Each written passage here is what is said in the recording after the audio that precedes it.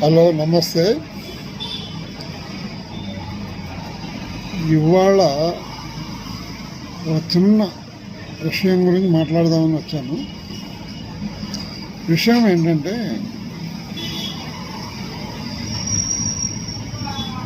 మన దేశానికి సైనికులు చాలా చాలా అంటే చాలా వాళ్ళు చేసే త్యాగం ముందు మనం ఎంత ఒక గౌరవంతో కూడా సరిపోం. మనం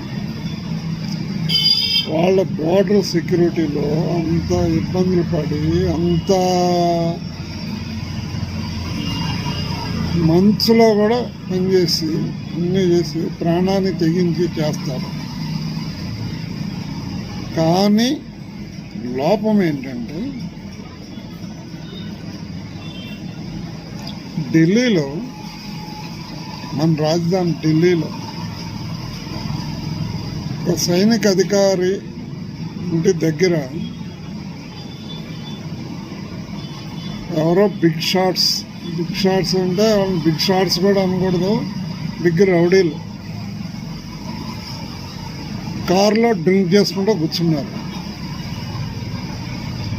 ఇది పబ్లిక్ ఉండే ఏరియా, ఇక్కడ డ్రింక్ చేయకూడదు, దయచేసి దూరంగా వెళ్ళండి, మీ ఎక్కడ పేసి ఉంటే అక్కడ మీరు చేసుకోండి అని చెప్పారు. ఆయన ఏమి ఎక్కువ తక్కువ చెప్పలే.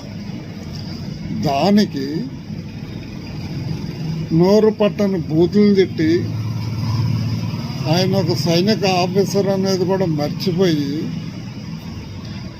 ఆయన కొడుకుని వాళ్ళిద్దరే కాకుండా ఫోన్ చేసి ఒక 4 గుండాలను రప్పించి విపరీతంగా కొట్టారు, తిట్టారు. వాళ్ళు ఈ సంఘటన జరిగే ముందు వాళ్ళ ముందు పోలీస్ కారు ఉంది.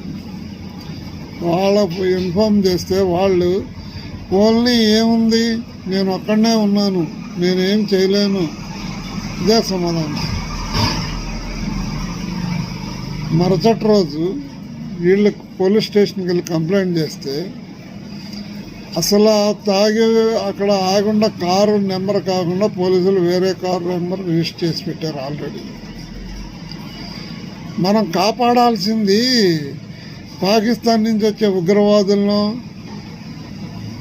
లేకపోతే చైనా నుంచి వాళ్ళని కాదు.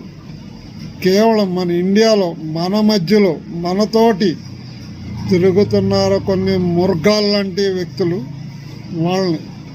ఎందుకంటే ఏమండి, ఒక సాటి మనిషికి అపాయం జరుగుతుందంటే స్పందించలేని ప్రపంచం ఉంది. ఎంత దారుణం అండి ఇది, ఎంత దారుణం, ఎంత దయనీయం. మళ్ళీ ఢిల్లీ నడిబొడ్డులో జరిగిన సంఘటన చాలా జరిగినాయి. ఢిల్లీ నడిబొడ్డులో ఇప్పుడు వాళ్ళు నిజంగా బార్డర్ కాయాలా, లేకపోతే ఇక్కడ ఉన్న ఇలాంటి గూండాలని ఇలాంటి వాళ్ళని ఇచ్చేయాలా? వాడు ఒక ఫోన్ కాల్ చేస్తే గవర్నమెంట్ స్టాప్. ఏం చేసినా వాళ్ళు ఒక ఫోన్ తోటి అన్నీ మూతపడేస్తారు. సామాన్య మనుషుల పరిస్థితి ఏంటి?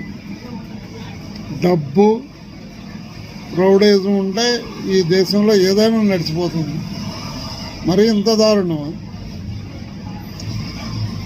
నిజంగా దేశ రక్షణ అంటే నేను ఏదో బార్డర్ సెక్యూరిటీ, బార్డర్లో ఉండే కాపలా కాస్తారు ఉగ్రవాదులు అనుకున్నాను. అంతకంటే ఘోరమైన మనుషుల మధ్యలో బతుకుతున్నాం మనం. ప్రజలారా అర్థం చేసుకోండి, ఇంతకంటే ఏం చెప్పలేము మనం.